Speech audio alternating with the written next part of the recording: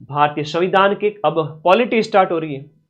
खुश हो सभी साथी, पॉलिटी शुरू कर रहा हूं, राजस्थान जीके के बाद में पॉलिटी स्टार्ट कर रहा हूं। एक बार शेयर कर दो सारे साथी मिलकर के। राजस्थान जीके की तो रामबाण बेस्ट बुक है, अपनी राजस्थान रामबाण द बेस्ट बुक है, जिसमें पीवाईक्यू भी है, शॉर्ट नोट्स भी है।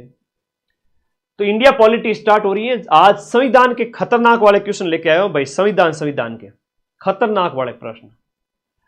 देखो, भारत के संविधान में कौन से अनुच्छेद में कहा गया है कि राज्य के राज्यपाल को राष्ट्रपति अपने अधिपत्र द्वारा नियुक्त करेगा? तो राज्यपाल की नियुक्ति किसके द्वारा की जाती है? 6 पारियों में मुझे लगता है 4 बार यह प्रश्न पूछा जाएगा कि राज्यपाल की नियुक्ति किसके द्वारा होती है, हाईकोर्ट के जज की नियुक्ति किसके द्वारा होती है। नॉर्मल से प्रश्न आएंगे, ज्यादा होशियार नहीं बनना, सीधा सीधा आंसर बता देना कि राज्यपाल की नियुक्ति राष्ट्रपति के द्वारा अनुच्छेद 155 के तहत। आना पड़ेगा इस प्रश्न को, है ना। पेपर में आने से पहले प्रश्न मुझे सलाम करके फिर आता है, क्योंकि मैं मां सरस्वती का भक्त हूं, ठीक है ना। ओके, आगे देखिए, राज्यपाल अपना त्याग पत्र किसको संबोधित करके देता है? तो राज्यपाल अपना त्याग पत्र है वो राष्ट्रपति को संबोधित करके देगा। राष्ट्रपति नियुक्ति करते हैं तो उनके प्रसाद पर्यंत है, और राष्ट्रपति शासन जब अनुच्छेद 356 के तहत लगता है तब राज्यपाल ही केंद्र के नुमाइंदे के रूप में काम करता है। आज कांस्टेबल के पेपर में यह प्रश्न पूछ लिया, और तुम्हारी 6 पारियों में वापस से आएगा। कांस्टेबल के पेपर में भी यह प्रश्न आज आया है। राजस्थान में जब पहली बार राष्ट्रपति शासन लगाया गया, उस समय राजस्थान के राज्यपाल है वो संपूर्णानंद हुआ करते थे 1956 के अंदर, है ना। तो ये 13 मार्च से लगा था, 13 मार्च 1956 से लेकर के आपके 26 अप्रैल तक, ये आप लोगों को याद रखना है। 4 राष्ट्रपति शासन लगे थे। पहला वाला सबसे छोटा था, और लास्ट वाला 1992 वाला 1 साल तक लगा था, 1992 से 93 दिसंबर से दिसंबर, वो सबसे लंबा था। तो सी ऑप्शन इसके अंदर राइट हो गया, वेरी एकदम सटीक आंसर। अगला, किस संविधान संशोधन के तहत, कौन से संविधान संशोधन के तहत? अरे लैब असिस्टेंट, ज्योग्राफी के, होम साइंस के पद भी मिल जाएंगे, पिछली बार की तरह चिंता नहीं करनी। इसमें देखो 1967, 56 वाला तो वो है आपके राज्यपाल पद का सृजन वगैरह, 67, 1977, 67, 77, ठीक इस तरह से याद रखो। फिर बाद में आपका 80 और 92, ये भैरव सिंह के टाइम में लास्ट वाले दो, तो 1980 और फिर है आपका 1992, ये भैरव सिंह के टाइम में, और लास्ट वाला सबसे लंबा 10-10 साल के गैप से, ठीक है। अगला देखो, किस संविधान संशोधन के तहत एक व्यक्ति को 2 या 2 से ज्यादा राज्यों का राज्यपाल बनाया जा सकता है? तो 2 या 2 से ज्यादा राज्यों का राज्यपाल का जो प्रश्न है ये है आपके 7वें संविधान संशोधन के तहत। इतना इंपॉर्टेंट है कि बार बार पूछा जाता है। 7वां संविधान संशोधन अधिनियम 1956 के तहत विवेक अधीन शक्तियों का प्रयोग करते समय राज्यपाल किसके प्रतिनिधि के रूप में काम करता है? विवेक वाली शक्तियां जो है राज्यपाल की, उसमें वो केंद्र के नुमाइंदे की तरह, जहां पर अनुच्छेद 200, 201 और राष्ट्रपति के पास में जो है कानून, वो जो कानून बनने से पहले रक्षित करके रख सकता है, अपने पास सुरक्षित रख सकता है, तो ये संघ सरकार के प्रतिनिधि के रूप में काम करता है। क्वेश्चन नंबर 96 कह रहा है कि आपके पर मुख्यमंत्री की नियुक्ति भारत के संविधान के कौन से अनुच्छेद के तहत होती है? तो अनुच्छेद 164 के तहत मुख्यमंत्री की नियुक्ति की जाती है। मुख्य सचिव के पद पर नियुक्त होने वाले अधिकारी का निम्न द्वारा चयन किया जाता है। अब यह बहुत प्यारा क्वेश्चन है, सचिवालय आपके सिलेबस में है, तो बताओ यहां पर मुख्य सचिव जो वर्तमान में है 45वें, अब बताओ इन्हें कौन नियुक्त करता है? क्वेश्चन नंबर आपका 97। तो इनकी नियुक्ति है वो किसके द्वारा होगी? मुख्यमंत्री के द्वारा, क्योंकि ये मुख्यमंत्री के ही एक तरह से कह सकते हैं कि सचिवालय वगैरह ये सब सीएम की हेल्प के लिए तो होते हैं। तो आप लोग याद करोगे यहां पर मुख्यमंत्री के द्वारा इनकी नियुक्ति की जाती है। और 45वें है, वर्तमान में है, उनका नाम है सुधांश पंत। 6 पारियों में से बार बार पूछा जाएगा। सुधांश पंत वर्तमान में सीएस है, चीफ सेक्रेटरी ऑफ राजस्थान। भारतीय संविधान का कौन सा अनुच्छेद उपबंध करता है कि प्रत्येक राज्य के लिए एक राज्यपाल होगा?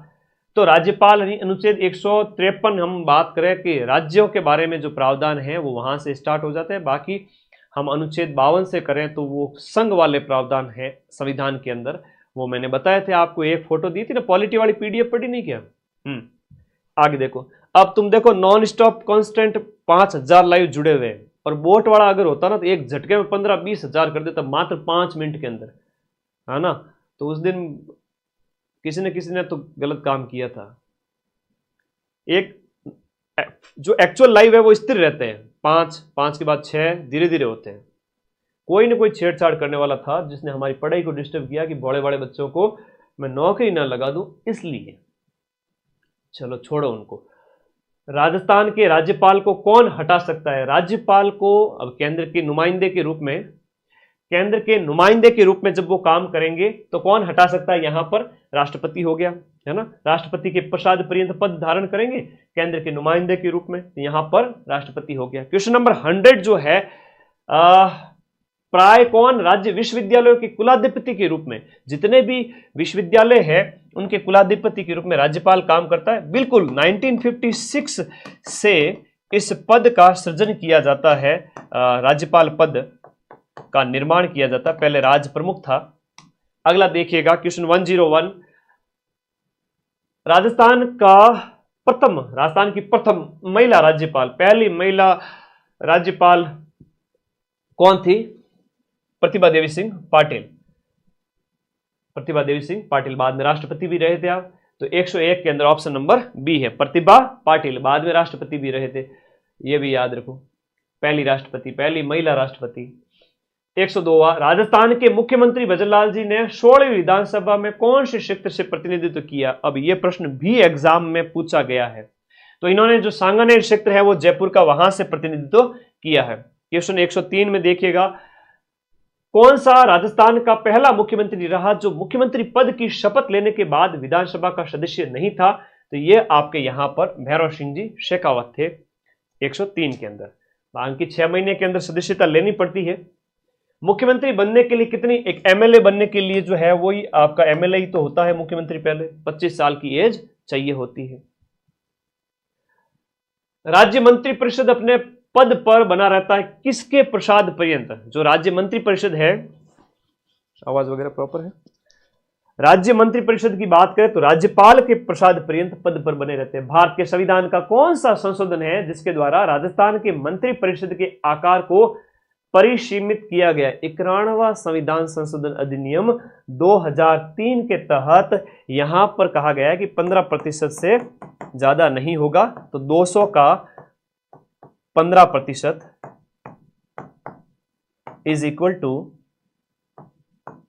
30। तो राजस्थान जो मंत्री परिषद की बात करें वो 30 से ज्यादा नहीं होगी, अधिकतम।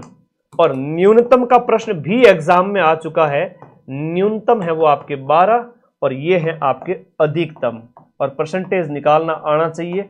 और तुम्हें अगर डर लग रहा है ना तो मैं करा दूंगा, तो तुम्हें गणित के छोटे मोटे प्रश्न, मुझे गणित इतनी नहीं आती, इतनी क्या, मेरी गणित तो बहुत वीक है भाई। मैं तो जब 10वीं में था तो गणित को रट रट के जाता था, बड़ी मुश्किल से पास की थी 10वीं गणित की वजह से। बाकी 5 सब्जेक्ट में मेरे मार्क्स 95 रहते थे, गणित में मेरे मार्क्स 55-60 रहते थे। तो मुझे टॉप करने के लिए अदर सब्जेक्ट मजबूत करने पड़ते थे। तो तुम्हारा डर भगाने के लिए मैं भी कर दूंगा, ठीक है। गणित के कुछ क्वेश्चंस मैं तुम्हें सॉल्व कराऊंगा, बड़े सिंपल एक क्लास के, छोटे मोटे बड़ी क्लास के साथ में ले आऊंगा, ताकि तुम्हें डर लगे कि गुरुजी गणित में डब्बा गोल है फिर भी गणित कर रहे हैं, तो हम तो गुरुजी से तो बेटर है गणित के अंदर। हाँ भाई हो, ठीक है, तो कर लेना। इसमें सीएम भी शामिल होता है ना, सीएम के साथ, सीएम सहित, है ना, 29+1। कैसे लगा मेरा आइडिया? क्वेश्चन 107 में देखो रे, बहुत प्यारा क्वेश्चन है। हाँ, अब देखो बढ़िया प्यारा क्वेश्चन है।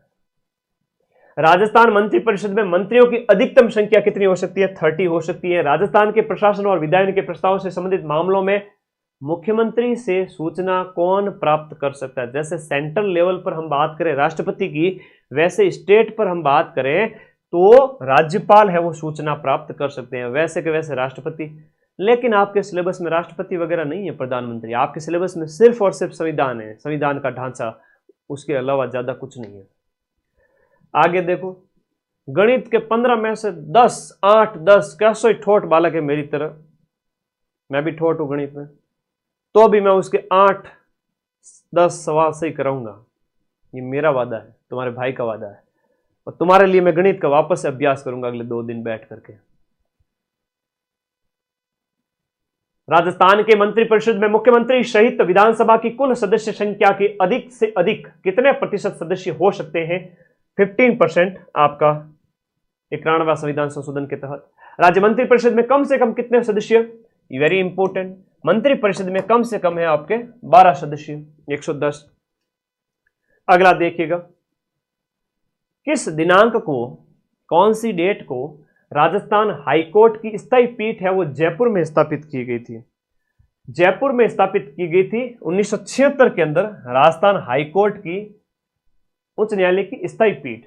अभी खंडपीठ स्थापित है जयपुर के अंदर, आपको याद रखना। मुख्य पीठ है, मुख्य जो हाईकोर्ट है वो तो हाईकोर्ट जोधपुर के अंदर, यह पीठ आपके 76 के अंदर स्थापित होती है। अगला क्वेश्चन देखिएगा, राजस्थान हाईकोर्ट के पहले न्यायाधीश कौन थे? कमलकांत वर्मा थे। वर्तमान की बात करोगे तो आप के.आर. श्रीराम का नाम लेना। के.आर. श्रीराम ये वर्तमान में है, और इनसे पहले एम.एम. श्रीवास्तव जी थे, और ये 43वें क्रम के हैं, ठीक है, 43rd है। हाईकोर्ट कौन से अनुच्छेद के तहत रिट जारी कर सकता है? आपको पता है कि अनुच्छेद 32 के तहत, अनुच्छेद 32 के तहत सुप्रीम कोर्ट को यह अधिकार है, और अनुच्छेद 226 के तहत आपके हाईकोर्ट को अधिकार है कि आपको मूल अधिकार दिलाए। यह बड़ा प्यारा प्रश्न है जो एग्जाम में पूछा जाता है, ठीक है, बहुत प्यारा क्वेश्चन है, मोस्ट इंपोर्टेंट। उच्च न्यायालय के न्यायाधीशों की नियुक्ति की जाती है, वेरी इंपोर्टेंट, और 6 पारी के अंदर कम से कम 4 बार पूछा जाएगा। हाईकोर्ट के जजों की नियुक्ति है वो कौन करते हैं? हाईकोर्ट के जजों की नियुक्ति, अभी पटवारी में भी पूछा था, हाईकोर्ट के जजों की नियुक्ति कौन करते हैं? रट लेना, अच्छे से दिमाग में बिठा लेना, राष्ट्रपति, अच्छे से रट लेना। राजस्थान प्रशासन प्रणाली के उच्चतम स्तर पर कौन है? देखो, राजस्थान के प्रशासनिक जो सिस्टम है, एडमिनिस्ट्रेटिव जो ढांचा है, उस स्ट्रक्चर के अंदर जो सर्वोच्च होता है वो आपका सचिवालय है। राज्यपाल कार्यालय होता है कि मुख्यमंत्री कार्यालय होता है, क्या होता है? तो ये आपका सरकारी सचिवालय होता है, और उसका हेड है वो आपका चीफ सेक्रेटरी यानी कि मुख्य सचिव कहलाता है। मुख्य सचिव के पद पर नियुक्त होने वाले अधिकारी का चयन किसके द्वारा किया जाता है? मुख्यमंत्री, सीएम के द्वारा, क्योंकि वो सचिवालय सचिव है जो आपका यहां पर मुख्यमंत्री के द्वारा। क्वेश्चन नंबर 117 के अंदर देखिएगा, राजस्थान सरकार में सर्वोच्च प्रशासनिक पद कौन सा होता है? यह चीफ सेक्रेटरी होता है, प्रशासन में सबसे ऊंचा। मुख्य सचिव का निम्न में से कौन सा कार्मिक प्रशासन से संबंधित दायित्व नहीं है? ये थोड़ा सा कठिन प्रश्न है, कई बार झटके भी लगने चाहिए, तो थोड़ा सा कठिन प्रश्न है, तो ध्यान रखिएगा। बड़ा अच्छा प्रश्न पूछा है कि कौन सा कार्मिक प्रशासन से संबंधित दायित्व नहीं है। क्वेश्चन नंबर जो 118 है उसमें सेवा शर्तों में संशोधन करता, लोक सेवकों के नियमों के प्रति जो है लोक सेवकों के नियमों के प्रति प्रतिबद्धता पर नजर रखता है, पदोन्नति और वरिष्ठता के निर्धारण से संबंधित है और काम करता है, लेकिन मंत्रिमंडल की बैठक बुलाने के विषय में सूचना देने का यहां पर उसका दायित्व नहीं है, सीएस का।